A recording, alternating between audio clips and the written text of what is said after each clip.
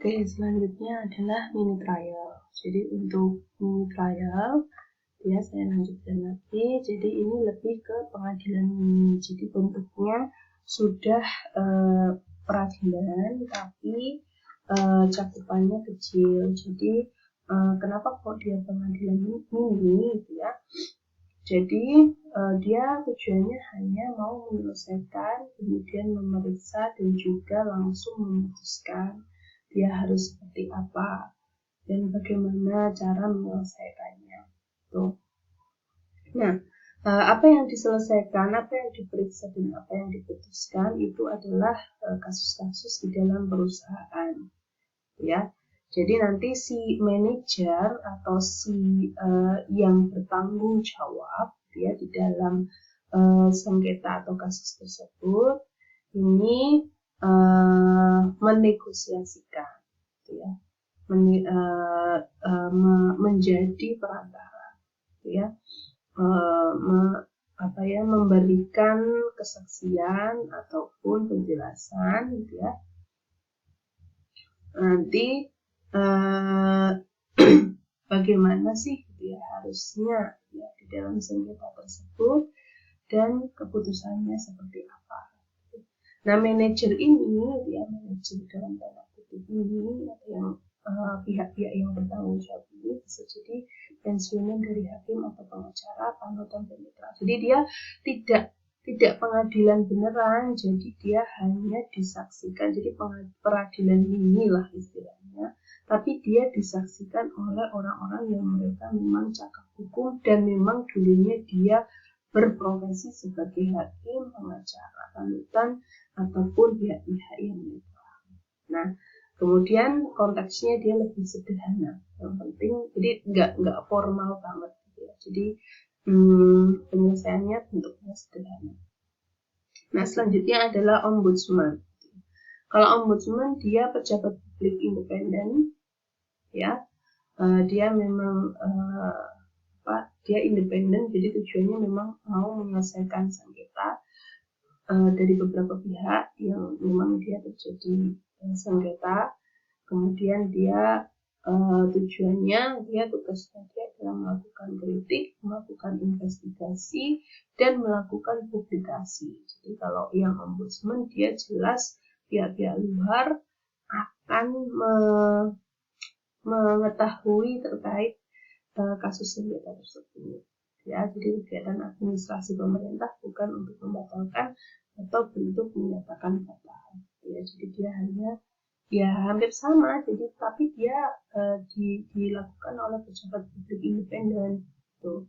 Yang mana seluruh kegiatan penyelesaian sengketanya itu terbuka lah untuk yang ombudsman, ya. Kemudian yang selanjutnya adalah penilaian ahli. Kalau di penilaian ahli ini itu juga sama. Tertulis di dalam Undang-Undang Nomor 30 Tahun 99 Pasal 1, ya. Jadi dia mekanisme penyelesaian sengketa di luar daripada pengadilan. Jadi penilaian ahli ini dia adalah orang-orang atau si ahli-ahli di bidang tertentu untuk mereka mau memberikan pendapat, atau dia proses untuk menghasilkan pendapat objektif, independen, dan tidak memihak atas fakta atau isu yang diperselisihkan oleh seorang ahli yang ditunjuk oleh pihak yang bersengketa, di mana nanti pendapat ahli itu bisa bersifat final dan mengikat sesuai daripada persetujuan kedua belah pihak. Itu adalah penilaian ahli. Nah, kemudian ada juga pengadilan kasus kecil. Nah, pengadilan kasus kecil ini dia memakai prosedur dan sistem pembuktian yang paling sederhana. Jadi hanya kasus-kasus kecil dan juga prosedur yang paling cepat dan tidak dibenarkan dengan adanya penggunaan pengacara karena dia cakupannya kecil, ya. Jadi pengacara ini sekiranya itu tidak dibutuhkan. Kemudian selanjutnya ini adalah peradilan adat, dia adalah bagian pengadilan adat. Dia yang diselesaikan adalah masalah-masalah yang terkait dengan adat aja. Jadi contohnya kerapatan adat negara di Minangkabau, kemudian ada abdul di Aceh dan lain sebagainya.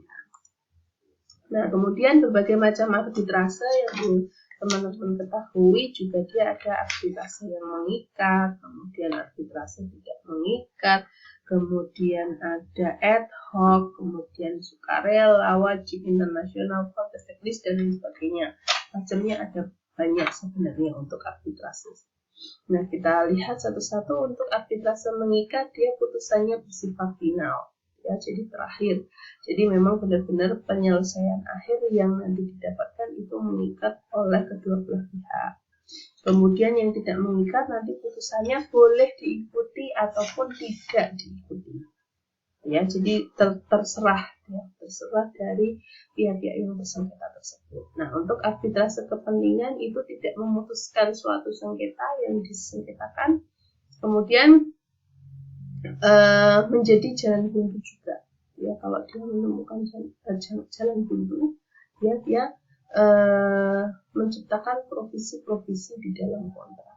Jadi poin-poin yang memang memberikan keuntungan untuk pihak-pihak tertentu saja. Kemudian arbitrase hak ini memberi putusan, tapi tidak sekedar membuat provisi dalam sengketa. Kemudian yang sukarela itu memang dia dimintakan sendiri oleh pihak-pihak yang bersengketa, dan kemudian nanti kontraknya itu bisa bersangkutan atau kontraknya itu bisa untuk sendiri atau salah satu pihak saja. Untuk arbitrase wajib, dia di undang-undang wajib dilakukan. Jadi kalau tidak dilakukan nanti bisa terkena pasalnya PMKD atau PMKD.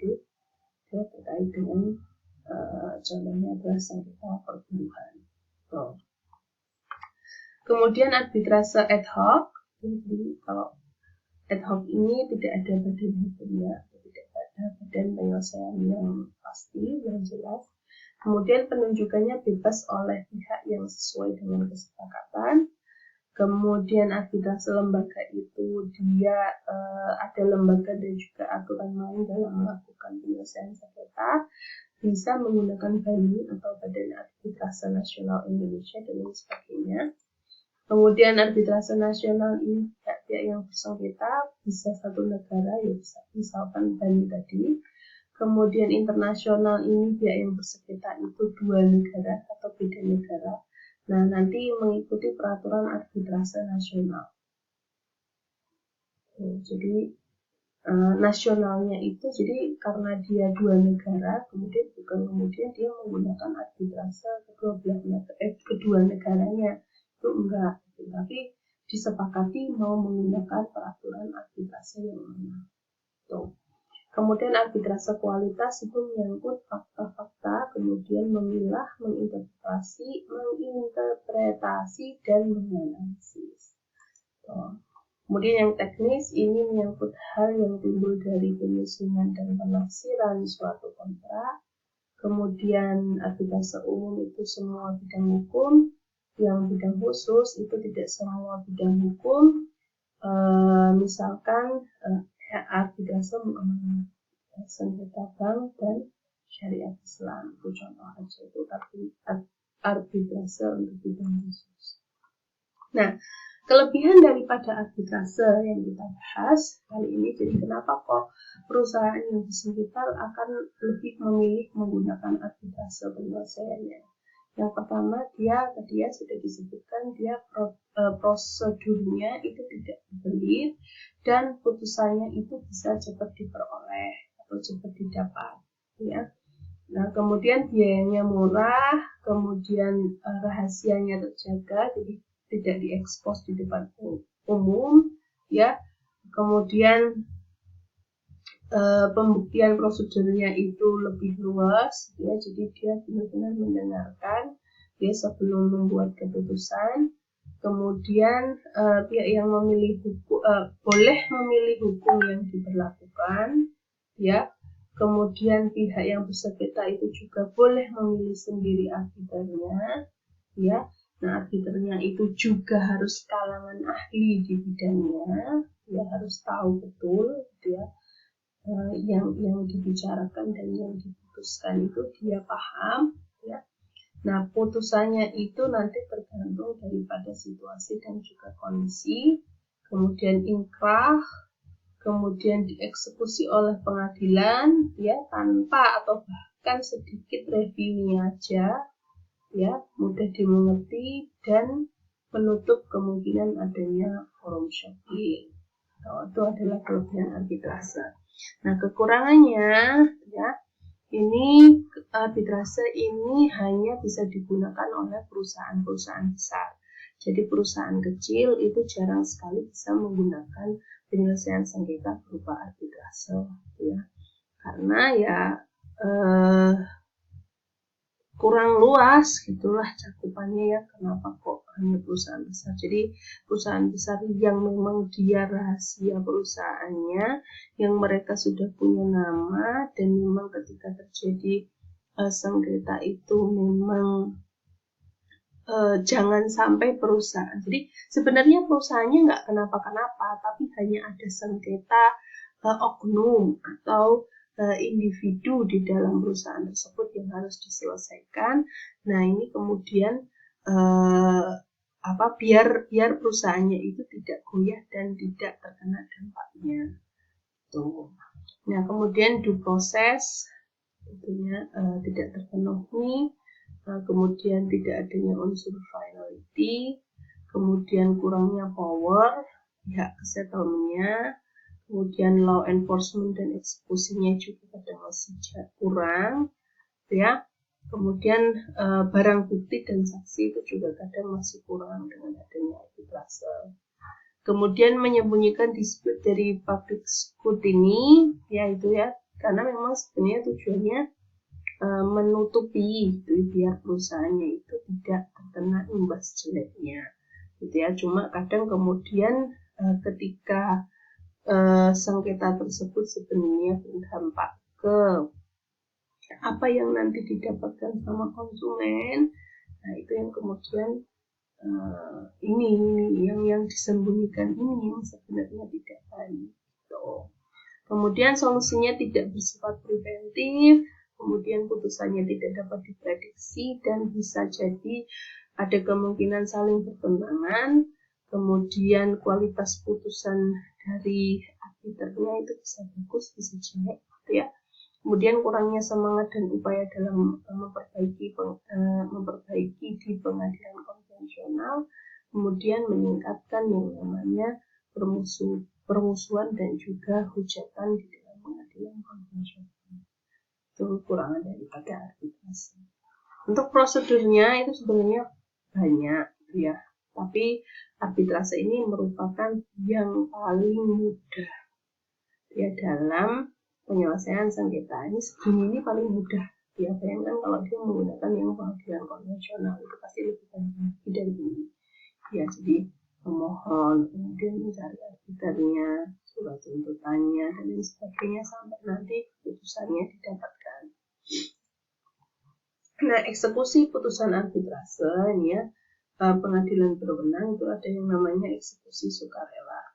Ya, untuk eksekusi sukarela ini pihak-pihak yang melaksanakan dengan sukarela, ya. Kemudian tanpa campur tangan pihak ketua pengadilan negeri, makanya dia adalah badan swasta kalau arbitrase. Nah, untuk yang paksa, jadi dia upaya paksa dengan campur tangan pihak pengadilan. Ya,